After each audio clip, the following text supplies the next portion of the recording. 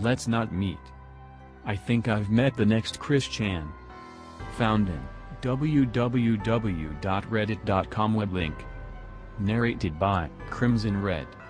For those of you who don't get the reference, Chris Chan was pretty popular on the internet a while back. He was known for stalking women in his love quest for a boyfriend-free girl. If you wanna know more, Google search him. I'm sorry this is so long. This is my first post here, ever, but I had to tell this story. Anyway, there's this boy who goes to my college. Dave. Dave is a sophomore. We knew something was up from the time he started at the school last year. People referred to him as the gullible freshman because he'd believe anything you told him. People poked fun at him now and then and he didn't get it. It was a little sad. Easily influenced, he started copying what other people did, and he began to smoke, since that's what his friends in the campus game room did. That's when things started to go sour. He started picking fights with his friends, usually over religion or politics. He blamed them for forcing him to smoke. He started targeting girls in the game room and wouldn't take no for an answer. He was asked to leave and not come back when they were around by the people who usually hung out there. The game room is for relaxing, not for fights and creeping. With nowhere else to go, Dave started wandering in the general vicinity of the campus center. He would usually take to pacing on the lane in front of the campus center, near the library, and in front of the downstairs entrance to the center, both high-traffic areas. As he paced, he would light cigarette after cigarette, staying there for significant blocks of time. And, every time girls passed, he would follow them, shouting after them and trying to get their attention. This is where my friends and I come in. I and my friend, Donnie, are seniors. 4 of my friends, Sylvie, Alice, Tom, and Tracy, are juniors. My brother, Patrick, is a sophomore and is Sylvie's boyfriend. Tracy is the oldest and is married. It began with her. She didn't know anything about the game room incident, and made the unfortunate mistake of smoking near Dave. She'd make awkward conversation with him every once in a while. It was the kind of obligate conversation you'd have with someone you were standing next to for any period of time, polite, but not overtly friendly. Dave took this as being friendly and, given Tracy's gender, the inevitable happened. He asked her out. "Oh, sorry," Tracy said. "I'm married." Any sane person wouldn't take offense to that, right? Wrong. Dave immediately went, "You're not married. You're just lying to me so you don't have to go out on a date with me." Tracy immediately held up the hand with her wedding ring on it and said, This is my wedding ring. Still think I'm lying?" Dave backed off somewhat. He didn't leave her alone, though. Every time he found Tracy, he'd say, in the same whiny voice each time, "Hey, Tracy, how's your husband?" He has attempted to follow her to her car to meet her husband, has followed her across the campus, has bragged to her about how many guns there are in his house, and has sat down with her during meals without asking. Once, a few of us met for lunch. It was Tracy, Tom, Sylvie, Alice, and myself. We ate somewhere different that day. About 15 minutes into lunch, Dave miraculously showed up and helped himself to a seat. No one stopped him out of politeness. We went on with our daily business, eating and talking. I remember that Sylvie, Alice, and I were playing Pokemon. Tracy mentioned a news blurb on her phone. I left the table for about a minute to get a drink. When I came back, Dave was standing at the end of the table, shouting about politics. Apparently, Dave is fed by a steady stream of Fox News and didn't appreciate that everyone else at the table was liberal about healthcare, which had absolutely nothing to do with the news Tracy had read off her phone a few minutes prior. He seemed to think that he could change our minds, despite the fact that everyone was arguing with him. I was kind of shocked at what happened in the short span of time I was gone, and went, "What the fuck just happened?" Eventually, I lost my cool, since I know people who are suffering because they can't afford healthcare, despite working very hard. I started arguing, hoping that he'd just leave, but he didn't. Whatever, I said. We're not going to agree, so let's stop talking and leave it there. I picked up my DS. Othio. I asked Alice if she wanted a Cyndaquil. I was breeding then. Othio, I think we got off on the wrong foot. Dave, just leave me alone, okay? I need to calm down. Alice wanted the Cyndaquil. Othio, just listen to me. Both of our heads must have snapped toward him in unison. His mouth was hanging open and he looked pretty distressed. I was glaring. Alice, also glaring. Wend, she clearly doesn't want to talk to you right now, but you don't care. You keep trying to rope her into a conversation she doesn't even want to have. Why don't you just leave? But. Just. Leave. Go, Alice said, pointing toward the door. He walked about 2 steps before going, Othio. Leave me alone, Dave. I snapped. I need to calm down, okay? So leave me alone. I forgive you, he said. I didn't apologize. I wish this was the end of the story. He continued to accost us, at least once every week. I wasn't around for it sometimes, but sometimes I was.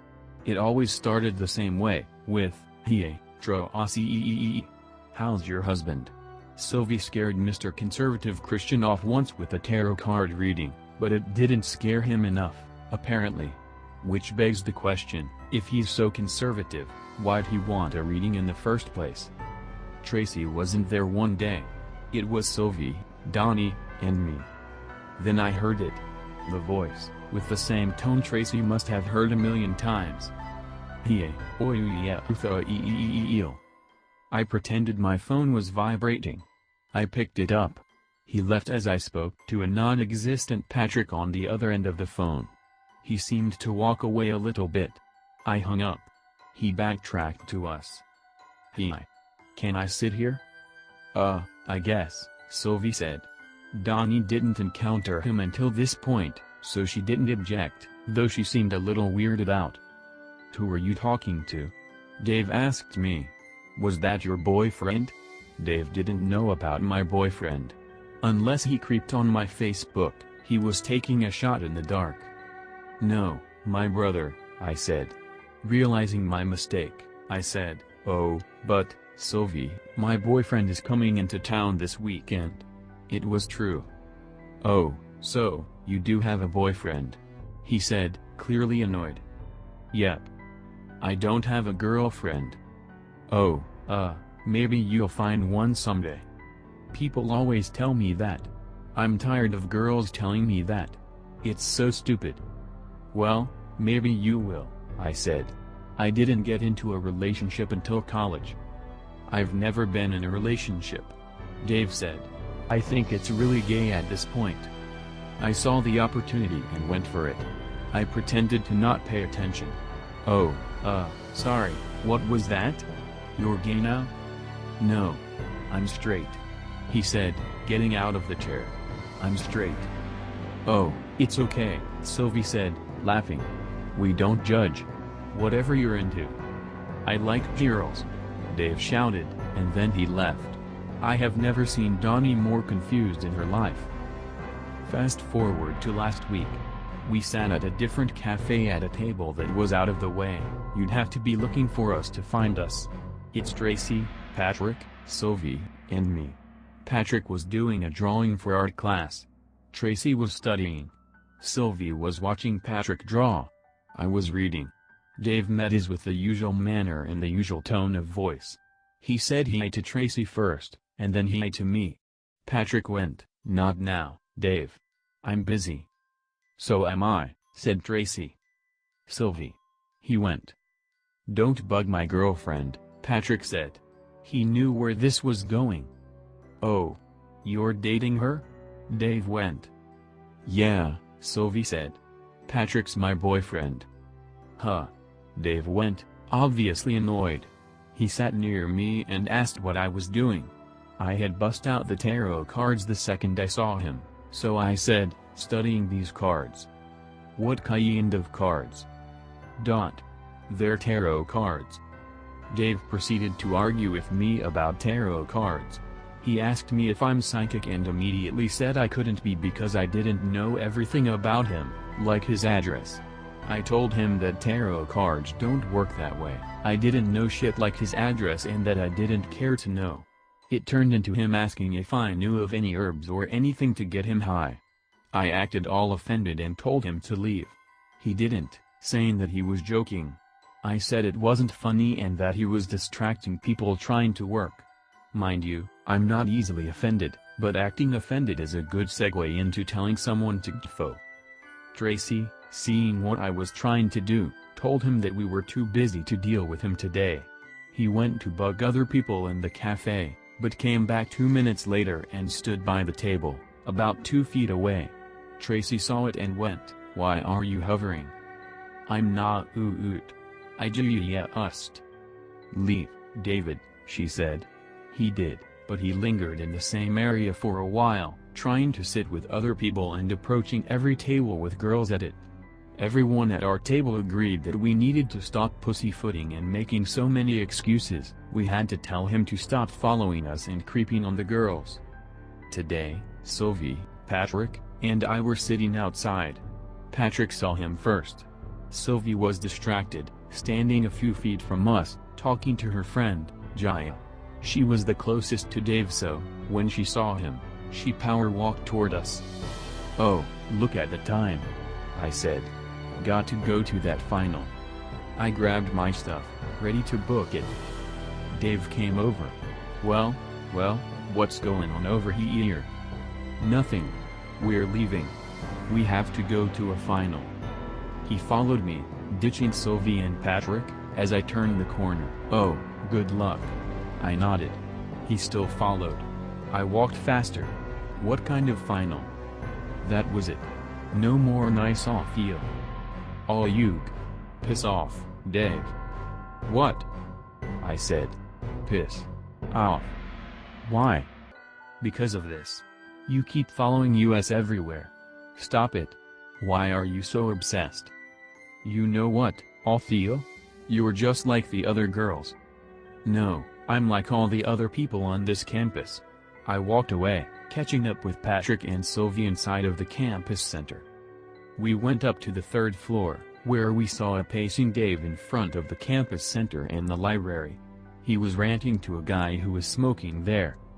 There were 2 girls studying near us, so I felt it was only right to warn them. They knew who he was. "Oh, David," one of them said. "Yeah, he cornered us once." They also told me about one time when they were at lunch. One girl got up to use the bathroom and he helped himself to her seat without asking before attempting to hit on the other girls at the table. He was trying to figure out if they had boyfriends or not, apparently. Not like it matters, he'll stalk you no matter what. About 20 minutes later, they came up to me again. They'd been looking out the window the whole time and said, "The eagle has flown." He followed 2 girls down the lane. Sorry this was horrendously long, but I had to tell you guys the story about pacing Dave.